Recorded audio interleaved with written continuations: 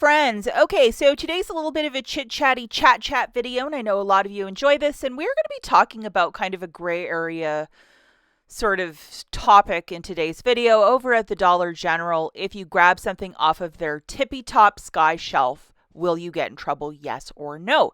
That is the question. Now, another content maker, Zach the Frugal, I will link his video at the very end. He made a video on this maybe a week or so ago where he actually was denied every single penny item that he found on a top shelf. And the gentleman's like 6 feet tall. So for him to just grab stuff, it would be like nothing. For most of us little shorties, probably not the same thing. But that sky shelf is very, very high, especially if your store's been remodeled or they've refreshed it. Because for a lot of rural stores, they went extra high with the shelving so they could store more stuff so the truck doesn't have to come as much. That was the reason for the whole remodel. But long story short for Zach, during that penny list about a month or so ago, where there was like thousands of items, he was very keyed in on the sunscreen, and I get it because I was the same way with that penny list. I wanted the sunscreen. And basically, Zach, he's a taller guy. He was able just to scoop, I think, like probably 20 or 30 cans of sunscreen. He needed them for his job. He works outside a lot. Makes sense. And an employee observed him doing this, and they basically refused his sale. And to that, I mean, it's one of these things. Do you just take it as a loss and then you go to the next store? Do you sit there and debate and argue with the employees? Like, what do you do when you're in a situation like that? Is it a new hire in front of you and they're just making up rules? I mean, there's a lot going on and you're really pressured in that moment. And how do you be like the nicest if you're going to be back in there next week penny shopping for like Halloween or Christmas stuff? You know, it's just one of those things. It's a no-win situation. And I do feel for him because he's such a nice guy. Through the whole video, he's like, I respect the store, I respect the employees, which is really nice. But also, when you respectfully leave the store with no pennies, that's not really penny shopping. That's just called being denied. So I actually told him in the comments that if you really look at what's written on the shelf, here it says, please ask for help with items on the top shelf. That's it. About 4 or 5 years ago, the message was items on top shelf not for sale. So if it's an older employee, they might think in their mind, same thing. But since a lot of these stores got remodeled, refreshed, they changed this little plastic thing.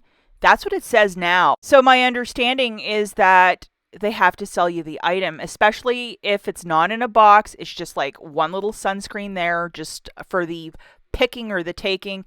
They have to sell it to you. And you can always ask for the store manager, the district manager, or you could go to your car and call customer service during regular business hours, and somebody will get back to the store and they'll have to sell you the pennies. That happened to me once before in the past. It's never happened since. But I think Zach was just really, really nice, and he shops there a lot, and I get it. I might have done the same thing. But it was just sad that he had a gorgeous cart full of sunscreen, like tons and tons and tons of containers, and he had to just let them all go. Um, Honestly, the employee should have taken all of it, put it all in a cart, and put it in the back room. That storage room, if you find a bunch of stuff back there, well, you shouldn't be there, and you can't be grabbing stuff. And also, if penny items are behind the counter, you also can't grab those. But a couple like this, just out in the clear, I think if you can reach it or ask an employee to grab one for you, I think it's there for the taking. And that's just my view and opinion of it. And the verbiage of please ask help with the top shelf, it doesn't say that the items are not for sale. It used to, but it doesn't anymore. And I think they removed that old verbiage maybe. It's been years since I've seen it the opposite way, but all the stores around me have been remodeled in the last couple of years.